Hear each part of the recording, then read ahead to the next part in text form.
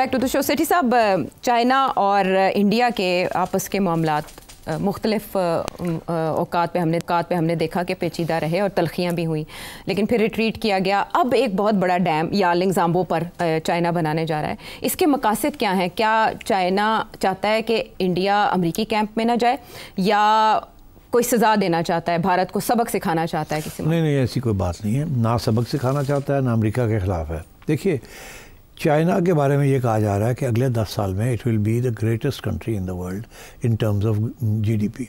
सबसे ज़्यादा अमीर और बड़ी country population wise and income wise. और वो एक सुपर पावर का सुपर पावर बन रहा है। और सबसे ज़्यादा थ्रेट जो है अमेरिका को है, क्योंकि अमेरिका, जिस दिन अमेरिका का डॉलर गया उस दिन अमेरिका गया जी। ठीक।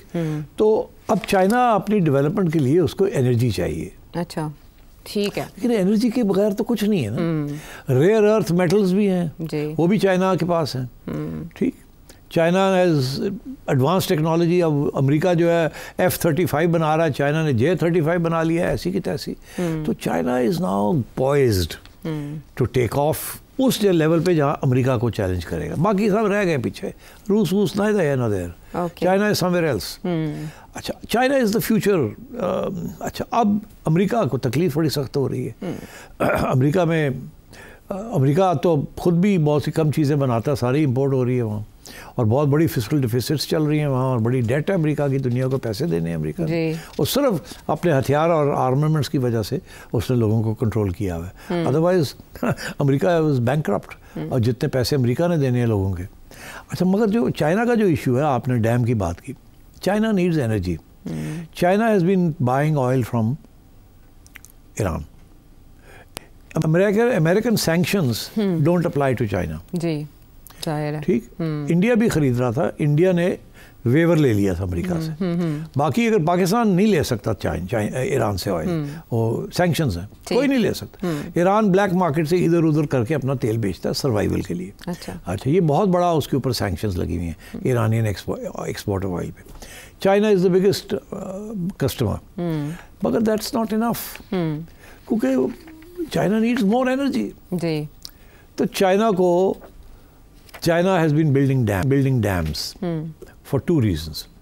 एक, हाइड्रो इलेक्ट्रिसिटी के लिए। अच्छा, क्योंकि हाइड्रो इलेक्ट्रिसिटी वो सस्ती होती है फ्रॉम ऑयल। एक तो वो, और दूसरा ये टू फर्टिलाइज बैरन लैंड्स। ठीक, पानी चाहिए। पानी is the source of energy, whether it's in the human body or whether it's for the earth, sign of life। तो चाइना ने सबसे बड़े डैम्स जो हैं दुनिया के, वो चाइना ने बनाए। चाइना की डैम टेक्नोलॉजी जो है is the most sophisticated in the world. अब उन्होंने 3 गॉज एक बहुत बड़ा डैम बनाया था, which is the biggest dam in the world जी। और बहुत ऑपोजिशन थी। कोई 12 लाख लोगों को वहाँ से निकालना पड़ा, उस इलाके से डिस्प्लेस करके कहीं और कर। यहाँ तो कालाबाग डैम की जब बात होती है तो वो नहीं हम बना सके, छोटा सा डैम, क्योंकि लड़ाई झगड़े हैं। चाइना अथॉरिटेरियन सिस्टम है, फैसला हुआ ऐसी की तैसी, लोगों को उठा के वो फेंका और डैम बना दिए। ठीक।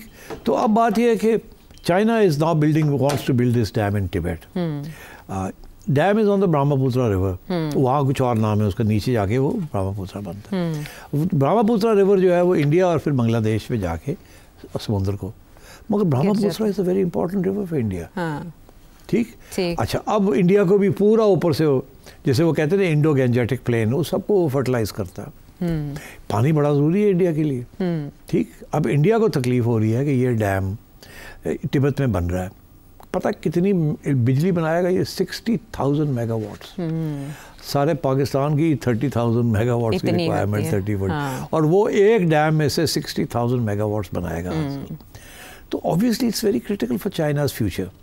तो China is making this investment कोई छोटी मोटी नहीं है। $137 billion, by the time it's finished it will hit 200 billion. तो इट्स अ ह्यूज प्रोजेक्ट। अब होगा क्या? इंडिया के, अब वो पानी जब वहाँ डैम बनेगा, बिजली तो बनेगी पर स्टोरेज भी तो होगी ना। डैम की स्टोरेज की वजह से तो फिर वो गिरता है और वो बिजली बनती है। तो ह्यूज स्टोरेज। अच्छा, अब वो स्टोरेज होगी तो उसका पानी जो है, उसको सारा जो कंट्रोल है वो फिर चाइना के पास आ जाएगा। इस वक्त तो रिवर नेचुरल कोस्ट से नीचे आता है। इंडिया भी एक डैम बना रहा है अरुणाचल में नीचे, इसी रिवर के ऊपर। अच्छा, जब ये लोग अपना डैम बना लेंगे तो उनका इंडिया का जो डैम है वो अफेक्ट हो जाएगा, बिकॉज इन्होंने जो इस वक्त कैलकुलेशंस की हुई है कि इतना पानी आएगा, इस स्टेज पे आएगा, यहाँ हम डैम बनाएंगे। अब वो डैम की सारी कैलकुलेशंस हेवायर हो जाएंगी। वो ऊपर वाला एक डैम बन जाएगा बहुत बड़ा, पर इनको क्या पता कब कितना पानी आएगा कि नहीं। तो फिर ये है कि इंडिया फिर डरता है कि फिर कभी वो ज़्यादा पानी छोड़ देंगे, कभी वो कम मिलेगा, जैसे वो पाकिस्तान के साथ करता है। जी हाँ। अब हमारा भी तो एक इशू इंडिया के साथ चला है ना, इन्होंने झेलम रिवर के ऊपर इंडिया ने डैम्स बनाने शुरू कर दिए। हम लड़ रहे हैं, हम कह रहे हैं कि नहीं, आप हमारा हक था, हम नीचे डैम बनाएंगे अपने लिए झेलम में, नीलम के ऊपर। तो वो भी हमने देर कर दी। वो हमारी ट्रीटी के अंदर ये था कि जो पहले बना लेगा उसका हक होगा। हमने शुरू का काम पहले किया मगर बनाया नहीं, हमने अभी तक नहीं बनाया, पैसे नहीं थे हमारे पास। वो उन्होंने बनाना शुरू कर दिया, अब लड़ाई झगड़े शुरू हो गए। अगर वो कर लेंगे तो ये हमारा और पानी का हमारा मसला बन जाएगा यहाँ, कि इंडिया पानी ले जाएगा। ठीक, तो अब बात ये है कि like we have a problem with India, अब India will have a problem with China।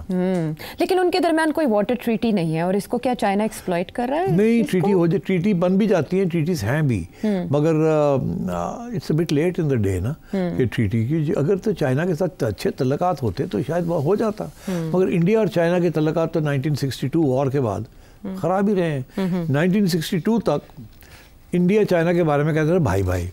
अच्छा, जवाहरलाल नेहरू और चू एन-लाई के बारे में ये था कि चाइना इंडिया भाई भाई। 62 में भाई भाई ख़त्म हो गया और लड़ाई झगड़े शुरू हो गए, और वो दिन है और आज का दिन है इंडिया एंड चाइना। राइट, अब इंडिया तो एक और पावर ब्लॉक का हिस्सा बन गया अगेंस्ट चाइना। तो चांसेस आए कि इंडिया चाइना की कॉन्फ्लिक्ट, बॉर्डर कॉन्फ्लिक्ट चलती रहेगी। तो काउंटर कैसे करेगा इंडिया? अभी उनके सिक्योरिटी एडवाइजर 18 दिसंबर को विजिट करके आए, कुछ नहीं कर सकता। India can't do anything. शोर डालेगा, रोना धोना करेगा, it can't do anything. China will go ahead and build this dam. It will be the biggest dam in the world, bigger than the Chinese own Three Gorges Dam। अच्छा। और India चीखा मारता रह जाए, चाइना विल डू इट। तो जो China के AIIMS हैं वो सीपैक के साथ जुड़े हैं, ये सब जो नहीं, ये जो डैम है इसका ताल्लुक सीपैक के साथ नहीं है। अच्छा, इसका internal matter. CPEC is the route to the rest of the world. ये चाइना की जो एनर्जी रिक्वायरमेंट्स हैं एंड वाटर रिक्वायरमेंट्स है उसको करने के लिए। अच्छा, इंडिया क्वाड का मेंबर होने की वजह से तो कहीं चाइना ने ये मूव नहीं की? नहीं, देखिए, चाइना की पॉलिसी नहीं है किसी के साथ पंगे लेने की। वो अपना काम करना चाहता है। वो सबसे ज़्यादा इम्पोर्टेंट उनके लिए तजारत है, बिकॉज इस वक्त दुनिया की जो मैन्युफैक्चरिंग इंडस्ट्री है सारी चाइना में आ गई है। अच्छा। सबसे सस्ती चीज़ें वहीं बनती है और टेक्नोलॉजी उनके पास आ गई है। तो इसलिए चाइना को रोकना बहुत मुश्किल है, एंड इंडिया के बस की बात नहीं है। अब थोड़ी बहुत तजारत होती है between India and China, but it's not very big. From China's point of view, it's not very big. And from India's point of view also, it's not big. China is a great exporter, is not a great importer. Importer वो raw materials का है। Finished goods के साथ तो आप compete ही नहीं कर सकते चाइना के साथ। ठीक है। अच्छा, अगर हम BRI की बात करें, बेल्ट एंड रोड इनिशिएटिव की, तो नेपाल ने पिछले माह उसमें शमूलियत का इंदिया दिया और शामिल हुआ। भूटान जो है वो डिप्लोमेटिक टाइज जो है वो बनाना चाहता है चाइना के साथ, और अब जो चाइना इंडिया के साथ करने जा रहा है, तो in a way the foreign policy of Narendra Modi, उसको आप कैसे देखते हैं? कि foreign policy of Narendra Modi has failed in the region. One indication of that is के सार्क फारग हो गया। अब Bangladesh was the last pillar, वो भी फारग हो गया। तो इंडिया की रीजनल पॉलिसी तो फारग हो गई है। हाथ पैर मार रहे हैं अब अफगानिस्तान में हाथ पैर मार रहे हैं, मगर सारी जो मुल्क हैं छोटे छोटे सब इंडिया के खिलाफ हो गए। अच्छा। आखिरी ये था नेपाल और मॉरिशस रह गए थे और बांग्लादेश रह गया था, वो भी फारग हो गए। तो इसलिए India is in, as far as Narendra Modi foreign policy is concern, finished. It doesn't have a real big foreign policy input now. मगर इंडिया ने जो सबसे बड़ा कदम उठाया, इंडिया ने अपनी न्यूट्रलिटी छोड़ दी। India used to be the head of the neutral world, non-aligned world. अब इंडिया अलाइन हो चुका है with America. Okay. So that is the big difference that has been made. और वो जो alignment है, it has to do with economics also. Okay. So इसलिए India is now becoming very close to the United States, and India needs American investment. India needs investment of American allies like Saudi Arabia, UAE. India is also trying to become a great global exporter. And और ये भी लोग कहते हैं कि अगर India ऐसे चलता रहा तो after China India will be the biggest, the third और fourth biggest country in the world. तो इंडिया भी अपने पाथ पे चल रहा है, उनकी भी इकोनॉमिक ग्रोथ ठीक चल रही है और वो भी राइट विंग की तरफ चले गए हैं। अमेरिका भी राइट विंग की तरफ चला गया, फ्रांस भी राइट विंग की तरफ चला गया, ऑस्ट्रिया भी चला गया, one by one there all going right wing. एक ब्रिटेन है जो कि छोटा मोटा भी डामाडोल है, उधर थोड़ा सा लेफ्ट विंग आया है, बट वहाँ भी बड़ी ज़बरदस्त अटैक आ रही है। इलॉन मस्क के जरिए टारगेट किया जा रहा है, जी स्टार्मर को टारगेट किया जा रहा है। तो आप खुद ही देख लें कि किस तरीके से पॉलिटिक्स इज रिवॉल्विंग।